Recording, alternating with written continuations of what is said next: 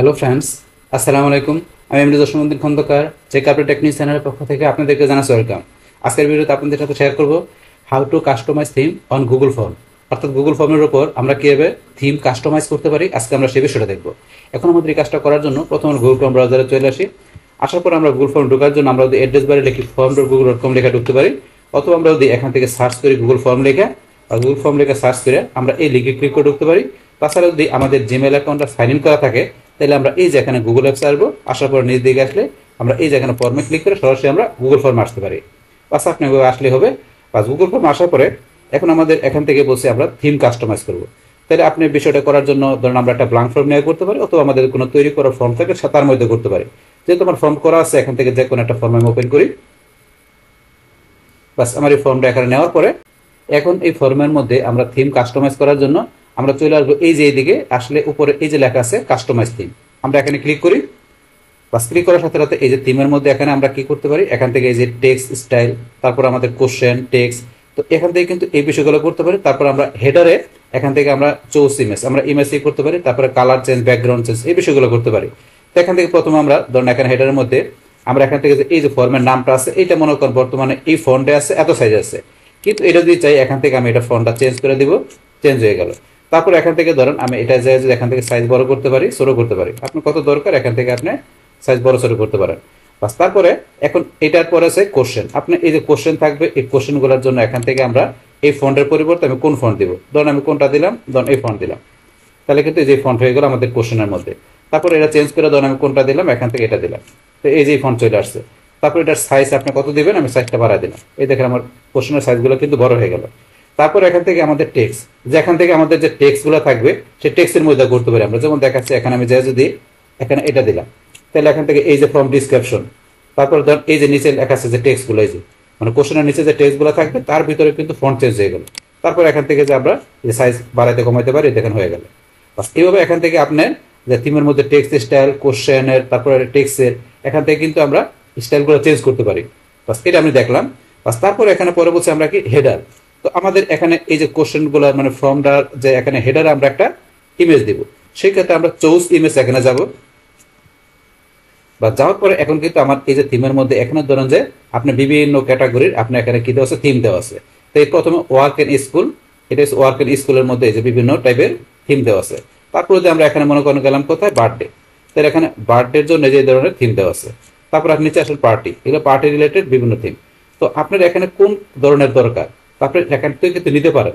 এখানে গুগল ফর্মের নিজস্ব কিছু থিম দেওয়া আছে, যেমন আমি এখানে ট্রাভেলে গেলাম, বা ট্রাভেলে যাওয়ার পর যে ট্রাভেলের এই ধরনের থিম দেওয়া আছে। এখন এখান থেকে আমি থিম নিতে গেলে কোনটা নিব, ধরেন আমি এখান থেকে এইটা নিব বা এটা নিব, তো এটা আমি সিলেক্ট করলাম। বাস করার পর আমি ইনসাইডে ক্লিক করি। বাস এখানে ক্লিক করার সাথে সাথে এই আমার থিমটা একদম চলে আসছে। তাহলে আমার এখানে ফর্মের উপরে থিমটা চলে আসছে, এবার কিন্তু আমরা এখান থেকে থিম নিতে পারি। বাস এখন ধরুন আবার যদি এটা আমি এখান থেকে ক্লোজ করে দিলাম, থিমটা চলে গেছে। চলে যাওয়ার পর আবার আমরা চৌজ ইমেজে যাই, যাওয়ার পর আমরা কিন্তু থিম এখান থেকে নিচ্ছি। এখান থেকে ছাড়াও আমরা চাইলে এই যে এখানে আপলোড করেও আমরা থিম নিতে পারি। তো আপলোড করে থিম নিতে গেলে আপনি এই যে এখানে ব্রাউজে যাবেন, যার পরে এখানে আপনার কোন জায়গায় থিমটা রাখছেন সেখান থেকে আপনি থিমটা সিলেক্ট করে দেবেন। যেখানে আপনি কোথায় কোন লোকেশনে রাখছেন সেখান থেকে সিলেক্ট করে ওপেনে ক্লিক করলে এই থিমটা আপনার এখানে চলে আসবে। এই যে আপনার আগে যেমন থিম আসছিল এখান থেকে সেভাবে আপলোডের থিমটা আপনার উপরে চলে আসবে ফর্মে। বাস কিন্তু এখানে যে আপনি যে থিমটা নেবেন সেই থিমটা কি আপনি দেখেছে canva.com দিয়ে বা ফটোশপ দিয়ে সেই থিমটা আপনি তৈরি করতে পারেন। মানে আপনার সেই থিমটা মানে যে তৈরি করে সেটার সাইজ দিয়ে, যে সাইজটা পারফেক্ট সেই সাইজটা দিয়ে আপনার তৈরি করার পরে আপনি যদি এখান থেকে ব্রাউজ থেকে আপলোড করে দেন তাহলে সেই থিমটা আপনার এখানে চলে আসবে। কিন্তু সেটা বলছে আপনি ফটোশপ দিয়ে বা canva.com দিয়ে আপনি ইজিলি তৈরি করতে পারেন। সত্যি থিমটার সাইজ কত থাকে, আপনি থিমের সাইজ দেখার জন্য আপনি যদি গুগল থেকে একটু সার্চ করেন এখানে যে গুগল ফর্ম, আপনার এখানে এই ধরেন যে এরকম Google form theme header image size 2024 এটা লিখে আপনার সার্চ দিলেন। বাস এখানে 2024 সালে আপনার হেডারের ইমেজের আপনার সাইজটা কত এটা আপনি এখানে লেখার পরে এই সাইজটা চলে আসছে। কারণ সালটা কেন লিখলাম, সালটা না লিখলে কিন্তু আসবে, কিন্তু দেখা গেছে আপনার অনেক সময় এরকম হয় যে বিভিন্ন সালে আপনার এই সাইজটা কিন্তু অনেক সময় চেঞ্জ হয়। কিন্তু এখন কিন্তু আমরা যদি এখানে সালটা নাও লিখি, নাও লিখে যদি এন্টার দিই তাহলে কিন্তু সাইজটা ঠিকই আসছে, চেঞ্জ হয় না। কিন্তু যদি আপনার এখান থেকে অনেক সময় বিভিন্ন সালে কিন্তু চেঞ্জ হয়ে যায়, তো এখানে সালটা লেখা পরে সার্চ দিবেন, তাহলে আপনার পারফেক্ট সাইজটা জানতে পারবেন। 1600 × 400 পিক্সেল হচ্ছে আমাদের এখন বর্তমানে আমাদের এই যে এখানে যে গুগল ফর্মের আমাদের হেডার ইমেজের সাইজটা, সেটা আপনার গুগল থেকে সার্চ করার পর এই যে অনুসারে বসে আপনি ফটোশপ বা canva.com দিয়ে আপনার থিমটা আপনি রেডি করে তারপর এখানে আপলোড করে আপনি দিতে পারেন। তারপরে আমরা আপলোড ছাড়া ওই ফটোতে আসলে এখানে আমাদের গুগল ফটোতে যদি আমাদের কোনো থিম থাকে, গুগল ফটোতে আমাদের কোনো থিম বা ইমেজ থাকলে সেখান থেকে আমরা সিলেক্ট করে ইচ্ছা করলে কিন্তু আমরা এখানে আপলোড দিতে পারি। তো এটাই হচ্ছে আমাদের এই বিষয়টা।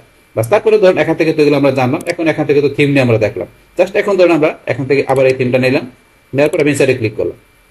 বাস এখন আমার এখান থেকে কিন্তু আবার এই থিমটা চলে আসছে। এটা আসার পরে কিন্তু এখান থেকে কি দেওয়া আসছে, এগুলো কালার। তো আপনি এখান থেকে এই যে কালার দিলেন, এই যে এখান থেকে নিচে একটা কালার আসছে। এখন আমি এই কালার দিই, এই দেখে নিচে একটা কালার আসছে। এই কালার দিয়ে এই যে কালার, এখান থেকে কালার চেঞ্জ করতে পারেন। বাস তারপরে আমরা এই যে ব্যাকগ্রাউন্ড, এখানে যাই, এই যে ব্যাকগ্রাউন্ড দিলাম, এই দেখেন এখানে কিন্তু ব্যাকগ্রাউন্ড চেঞ্জ হলো। আবার এটা দিই, এই যে ব্যাকগ্রাউন্ড, এখান থেকে আমরা ব্যাকগ্রাউন্ড চেঞ্জ করতে পারি। বাস তারপরে কিন্তু এখান থেকে ব্যাকগ্রাউন্ড ছাড়া এই যে কালারের মধ্যে এখানে আমরা অ্যাড কাস্টম কালার, এখানে ক্লিক করে আমরা কাস্টম কালার অ্যাড করতে পারি। এই যে এখানে আপনি কোন কালার নেবেন সেটা আপনি সিলেক্ট করে দিয়ে আপনি কিরকম কালার নেবেন সিলেক্ট করে দিয়ে আপনি অ্যাডে ক্লিক করলে বাস এই যে কালারটা চলে আসছে। এটা হচ্ছে আপনার কাস্টম কালার সেট করে। আর ব্যাকগ্রাউন্ড তো আমরা বললাম এই যে ব্যাকগ্রাউন্ড চেঞ্জ করতে পারি। এইভাবে কিন্তু আমরা এখান থেকে কি করতে পারি, যে এই গুগল ফর্মে আমরা যে ফর্মটা করব সেই ফর্মের আমাদের হেডারে যে ইমেজ থাকবে, পাশাপাশি ফর্মের এই যে টেক্সটগুলো থাকবে সেই টেক্সটের স্টাইল, পাশাপাশি হেডারের ইমেজের, এখান থেকে আমরা কিভাবে এখান থেকে এই ইমেজ পাশাপাশি টেক্সট স্টাইলের বিষয়টা করতে পারি, সেই টোটাল বিষয়টা কিন্তু আমরা তাদের কি করলাম, শেয়ার করলাম। বাস তাহলে এই আমাদের এখন টোটাল বিষয়টা মূলত আমাদের আজকের ভিডিও। ডিয়ার ফ্রেন্ডস, আমার আজকের এই how to customize theme on Google form এই ভিডিওটি আপনাদের কাছে ভালো লেগে থাকে কিংবা এই ভিডিও থেকে আপনারা কিছু শিখে থাকেন, উপকৃত হয়ে থাকেন, তাহলে আমার এই জেক আপডেট টেকনিক চ্যানেলটা আপনারা সাবস্ক্রাইব করবেন, লাইক করবেন, কমেন্ট করবেন এবং সবার সাথে শেয়ার করবেন। Thanks everybody.